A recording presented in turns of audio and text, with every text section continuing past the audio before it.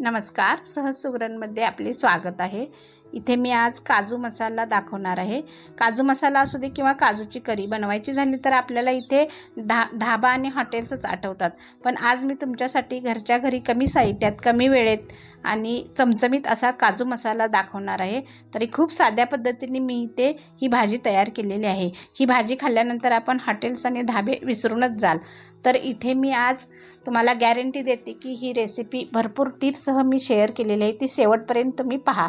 इथे मी आता गॅसवरती एक भांडं घेतलेलं आहे, त्यामध्ये मी पाणी घेतलेले आहे एक अर्धा लिटर असे, आणि 3 मीडियम साईज आकाराचे असे कांदे घेतलेले आहेत। त्याच्या मी पाकळ्या काढून घेतलेल्या आहेत आणि त्या आपल्याला इथे ह्या पाण्यामध्ये उकळण्यासाठी ठेवायच्या आहेत। आणि त्यामध्ये मी एक मोठा भाजीचा चमचा असेल एवढ्या आकाराचा हा चमचा माझा आहे, ह्या चमच्याच्या एवढे भरून मी हे इथे तुकडा काजू घातलेले आहेत त्याच्यामध्ये उकळण्यासाठी। आणि हे पहा, आता हा कांदा आणि हे काजू एक 5 मिनिट मी उकळून घेतलेले आहे। असं उकळल्यानंतर त्याचा कलर बदललेला आहे, ट्रान्सपरंट दिसतोय पहा आपल्याला इथे। आणि ह्याची आता मी व्हाईट ग्रेव्ही सारखी आपली इथं पेस्ट तयार होणार आहे। तर त्यामध्ये इथे मी थंड पाणी एक अर्धी वाटी घालून त्याची पेस्ट मिक्सरवर अशी करून घेणार आहे। आता इथे मी गॅस मीडियम ठेवलेला आहे आणि त्याच्यावरती एका कढईमध्ये 1 चमचा ते 1.5 चमचा तूप घालून घेतलेले आहे। त्याच्यामध्ये मी 1 वाटी पाकळी काजू इथे मी भाजून घेणार आहे। 1 वाटी काजू मी इथे भाजी बनवण्यासाठी घेतलेले आहेत, ते असे चांगले रोस्ट करून घ्यायचे आहेत। मीडियम गॅसवरती आपल्याला हे काजू भाजून घ्यायचे। इथे अखंड काजू पण चालतो आणि पाकळी काजू देखील चालतो, आपल्याकडे कुठला अवेलेबल असेल तो आपण वापरू शकतो। असं गोल्डन कलरवरती पहा हे भाजलेले आहेत काजू। आता मी इथे हे काजू एका प्लेटमध्ये काढून घेतले। याच कढईमध्ये मी आता इथे भाजीचा मसाला रोस्ट करून घेणार आहे आणि भाजी देखील याच कढईमध्ये करणार आहे। आता मी ह्या तेलामध्ये थोडंसं बटर 1 पाव चमचा बटर टाकलेले आहे। ते बटर टाकून घेतले, त्याचा वास छान येतो, भाजीला फ्लेवर चांगला येतो।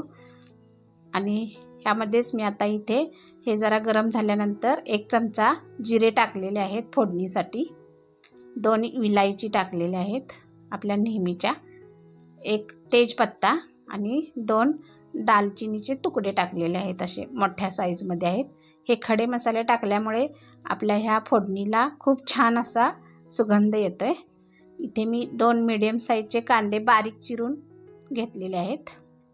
आता ते इथे आपण गुलाबीसर कलर येईपर्यंत परतून घ्यायचे आहेत। गॅस आपला मीडियम ठेवायचा आहे, एकदम लहान पण नाही एकदम मोठा पण नाही, असा मीडियम ह्याच्यात हे सगळे मसाले आपल्याला आता इथे भाजून घ्यायचे आहेत। काही वेळेला गॅस कमी देखील करावा लागणार आहे आपल्याला। आता मी इथे 1 चमचा भरून आलं लसूण पेस्ट घातलेली आहे, जास्त पण पेस्ट इथं वापरायची नाही, 1 चमचा ठीक आहे। आता हे असे परतून घ्यायची व्यवस्थित। आता यामध्ये मी थोडंसं स्पायसीनेसपणा येण्यासाठी मी हिरवी मिरची एकदम बारीक अशी कट करून घातलेली आहे। हिरवी मिरची घातल्यामुळं थोडासा स्पायसी असा फ्लेवर येतो भाजीला आपल्या। आता इथे मी एक अर्धा चमचा हळद पूड घातलेली आहे, हळदीने आपल्या या ग्रेव्हीला कलर छान येतो। आणि 1.5 चमचा मी मिरची पूड वापरली आहे, बेडगी मिरचीची, त्याच्यामुळे कलर छान आपल्या येतो ह्या भाजीला। हे पहा किती कलर एकदम असा छान आलेला आहे। आणि असं एकदम स्पायसी भाजी आपल्याला वाटली पाहिजे हॉटेलसारखी।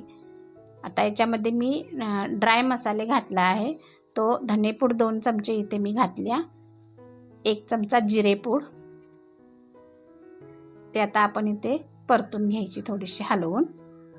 आणि हा मसाला खाली लागू नये म्हणून इथे एक मी टिप सांगत आहे, अशा वेळेला इथे 1 चमचाभर थोडंसं पाणी घातल्यानंतर अजून आपल्या ह्या ग्रेव्हीला एकदम असा डार्क कलर येतोय पहा।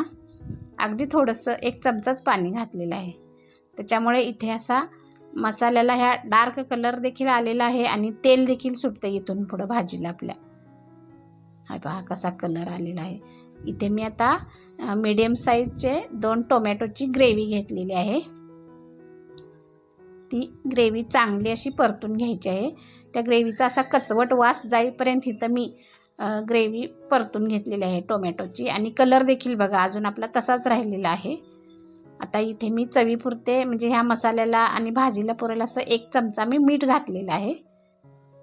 अजून परत एकदा हलवून घ्यायचं, चांगलं एकत्र करून घेतलं की त्याच्यावरती 1 मिनिटभर मी टोपण झाकून ठेवलेलं आहे, जेणेकरून आपल्या ह्या ग्रेव्हीला तेल सुटेल. हे पहा इथे कसं 1 मिनिटभर झाकून ठेवल्यामुळे तेल सुटलेलं आहे आपल्या ह्या ग्रेव्हीला सर्व. परत नंतर अजून हलवून घ्यायची व्यवस्थित. कलर बघा जसा आहे तसा राहिलेला आहे. आता इथे मी ह्या स्टेजला आपण कांदा आणि काजूची जी पेस्ट करून घेतलेली आहे, त्याला आपण व्हाईट ग्रेव्ही म्हणतोय, ती आता इथे मी घालून घेणार आहे. ही पहा, ही ग्रेव्ही घातल्यानंतर काय कलर दिसतोय पहा. आणि एकदम असा या ग्रेव्हीचा घरभर असा वास सुटलेला आहे.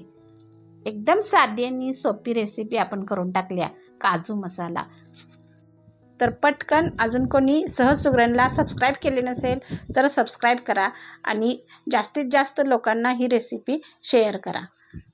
तर आता आपण हा काजू मसाला आपला पूर्णपणे असा चुटचुटून द्यायचा आहे. ह्याच्यावरती असा आतल्या आत असा फुलून आला पाहिजे, त्यासाठी मी इथे 1 मिनिटभर झाकून ठेवलेला.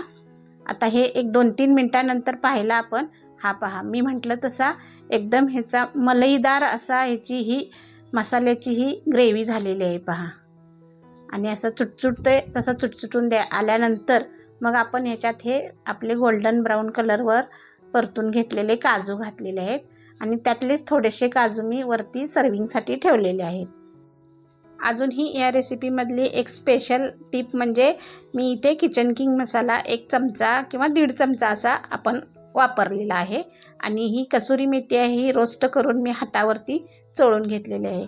आणि ही सगळी भाजी आपली पूर्णपणे झाल्यानंतर सगळ्यात शेवटी वापरलेली आहे. आणि हे थोडेसे बटर टाकलेले आहे.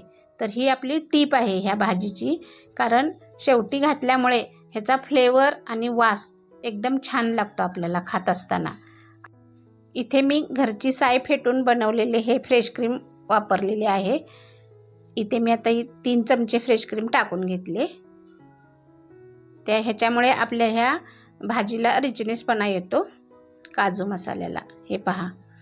आणि आता ह्याचा कलर असा परफेक्ट हॉटेलसारखा झालेला आहे, रेस्टॉरंटसारखा पहा. आणि ह्याचा थिकनेस पण छान आलेला आहे. अशी एकदम मलईदार अशी आपली एकदम शाही रेसिपी झालेली आहे.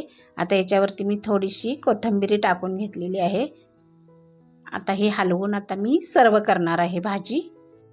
तर सहज सुगरणचा ढाबा स्टाईल काजू मसाला तयार आहे. आणि आम्हाला हा काजू मसाला कसा झाला आहे ते कमेंटमध्ये जरूर कळवा.